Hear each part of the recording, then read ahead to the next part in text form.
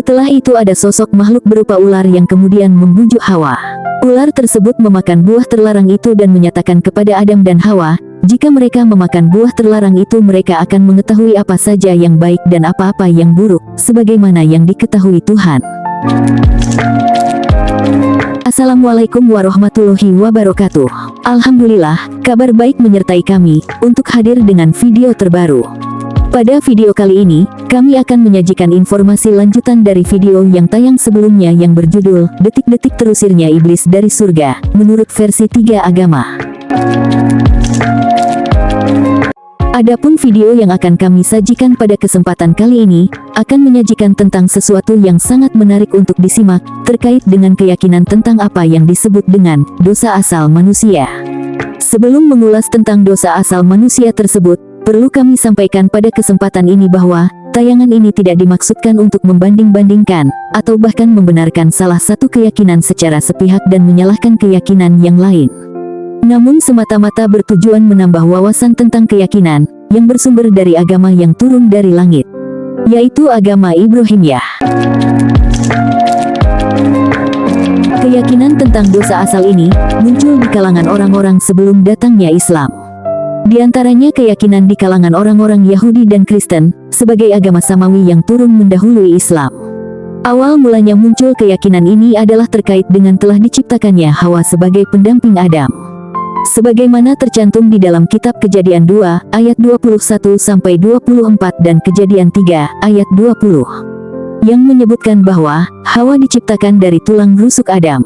Pada saat Adam tidur, Allah mengambil salah satu tulang rusuknya dan menciptakan seorang manusia berjenis kelamin perempuan. Adam menamai perempuan itu Hawa, sebab dia menjadi ibu bagi semua yang hidup. Demikianlah doktrin yang dipercayai oleh orang-orang Yahudi dan Kristen. Adapun menurut kepercayaan di dalam agama Islam, penciptaan Hawa sebagaimana telah dijelaskan di dalam doktrin Yahudi dan Kristen tersebut, telah disabdakan oleh baginda Rasulullah Muhammad SAW.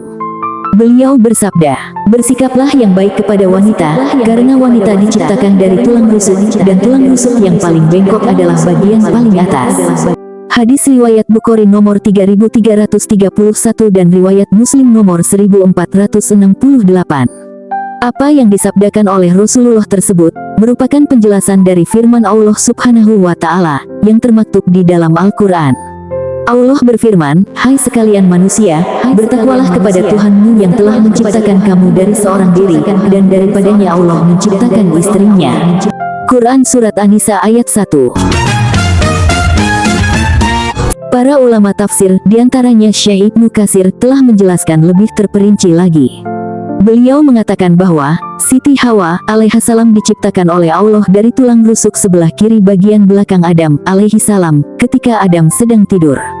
Saat Adam terbangun, ia merasa kaget setelah melihatnya, lalu ia langsung jatuh cinta kepadanya.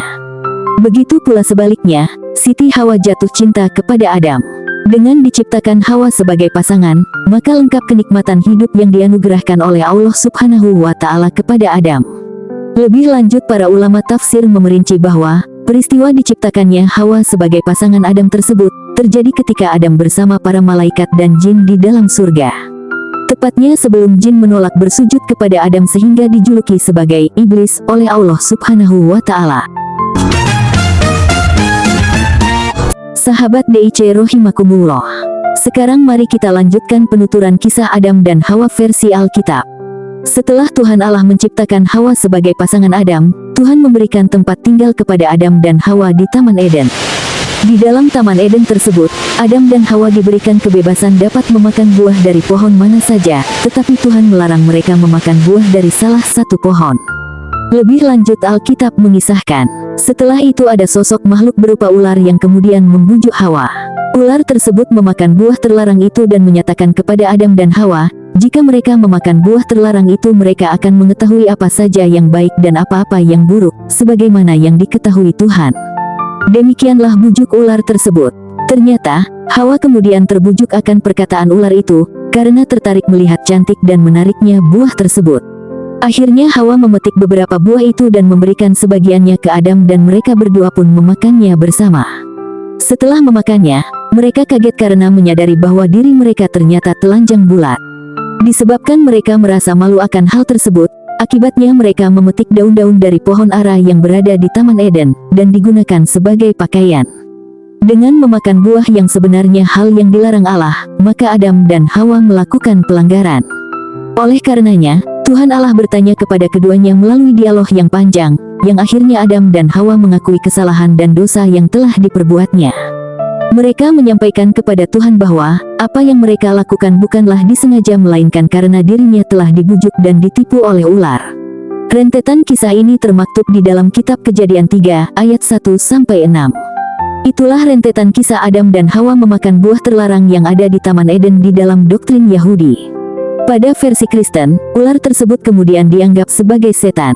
Sejumlah ilmuwan berpendapat, perubahan sosok ular menjadi sosok setan ini terjadi dikarenakan Yahudi awalnya tidak mengenal sosok setan. Dalam konsep agama Yahudi awal, segala yang baik dan buruk dianggap sebagai kehendak Tuhan. Pada kitab-kitab Yahudi, kata setan awalnya hanyalah kata yang bermakna musuh. Sahabat DC, menurut versi Al-Quran sebagai kitab penyempurna agama Samawi sebelumnya, menyatakan bahwa yang membuat Adam dan Hawa terusir dari surga bukan ular, akan tetapi setan. Adapun sandaran akan kisahnya adalah firman Allah, yang artinya, kami berfirman, wahai Adam, tinggallah engkau dan istrimu di dalam surga, makanlah dengan nikmat berbagai makanan yang ada di dalamnya sesukamu, dan janganlah kamu dekati pohon ini, sehingga kamu termasuk orang-orang zalim. Quran Surat Al-Baqarah, ayat 35. Adapun yang membuat Adam dan Hawa pelanggan larangan Allah, disebabkan karena bujuk rayu dari setan. Sebagaimana telah Allah firmankan, maka setan membisikkan kepadanya. Ia berkata, wahai Adam, maukah aku tunjukkan kepadamu pohon khuldi, pohon keabadian, dan kerajaan yang tidak akan binasa. Quran Surat Toha, ayat 120. Kutipan dari firman Allah tersebut menggambarkan bahwa setan sebenarnya iri pada anugerah besar yang Allah berikan kepada Nabi Adam. Maka setan terus membisikkan, agar Adam dan Hawa mau memakan buah pohon khuldi itu. Setan bahkan bersumpah, seolah-olah dirinya memberi nasihat kebaikan kepada mereka Adam dan Hawa. Allah berfirman, ia iblis bersumpah kepada keduanya Adam dan Hawa, sesungguhnya aku ini bagi kamu berdua benar-benar termasuk para pemberi nasihat.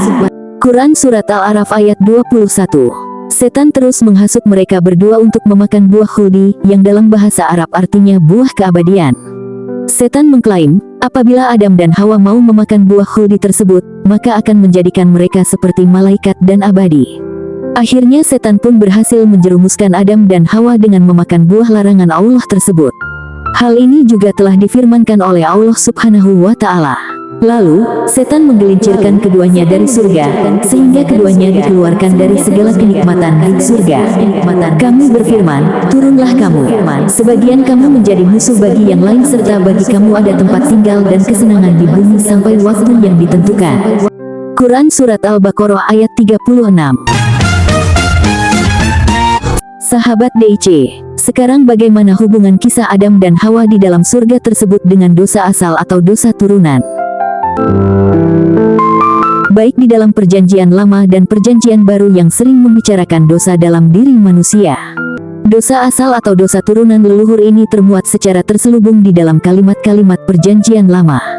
Seperti di dalam Mazmur 51 ayat 5 dan Mazmur 58 ayat 3. Dosa asal tersebut mengakibatkan kodrat manusia menjadi lemah dan dilukai kekuatan alaminya, tetapi kodratnya tidak sepenuhnya rusak. Katekismus Gereja Katolik atau KGK 405. Sedangkan menurut doktrin Kristen, penyebutan doktrin tentang dosa asal ini adalah berasal dari Rasul Paulus.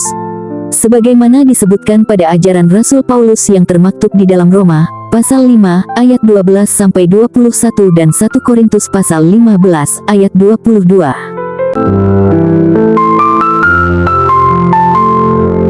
Adapun dalam doktrin Islam yang bersumber dari Al-Quran sebagai firman Allah, tidak dikenal dosa asal maupun dosa turunan.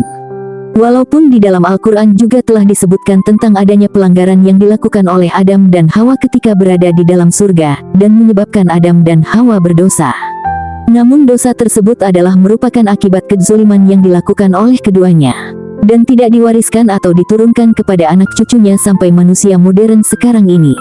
Adapun dosa yang disebabkan oleh kezaliman Adam dan Hawa yang memakan buah larangan tersebut, kemudian mendapatkan sanksi berupa terlucutinya pakaian mereka, sehingga mereka berdua mencari penutup auratnya dengan daun-daun pepohonan surga. Dan Allah memerintahkan mereka untuk turun ke dunia. Sebagaimana firman-Nya, lalu setan menggelincirkan keduanya darinya sehingga keduanya dikeluarkan dari segala kenikmatan ketika keduanya ada di sana surga. Kami berfirman, turunlah kamu, sebagian kamu menjadi musuh bagi yang lain serta bagi kamu ada tempat tinggal dan kesenangan di bumi sampai waktu yang ditentukan. Quran Surat Al-Baqarah ayat 37. Selanjutnya Nabi Adam dan Hawa dipersilakan Allah untuk hidup menetap di dunia, memanfaatkan fasilitas-fasilitas yang ada di bumi, baik berupa makanan, minuman, tempat tinggal, flora, fauna, dan lain-lainnya, sampai pada masa yang ditentukan, yaitu pada saat kematiannya yang tidak tahu kapan hal itu datang. Sahabat DIC, demikianlah akhir dari uraian tentang dosa asal manusia yang ada dalam tradisi Yahudi dan Kristen sebagai agama pendahulu agama Islam. Yang di dalam tradisi Islam sendiri tidak disebutkan adanya dosa asal pada manusia. Sebagai akhir dari tayangan video ini, kami mempersilahkan kepada para pemirsa untuk mengambil kesimpulan sendiri. Sudah barang tentu, keputusan dalam keyakinan Anda tersebut akan menjadi tanggung jawab Anda, yang konsekuensinya akan Anda pertanggungjawabkan di akhirat nanti kepada Tuhan Sang Pencipta makhluk yang di dalam Islam disebut Allah. Tidak lupa kami menghaturkan terima kasih yang sebesar-besarnya, karena Anda telah menonton video ini sampai selesai. Jika video ini Anda anggap bermanfaat silahkan disaring kepada yang lain agar mereka juga mendapatkan kemanfaatannya. Sampai jumpa lagi pada video selanjutnya. Wassalamualaikum warahmatullahi wabarakatuh.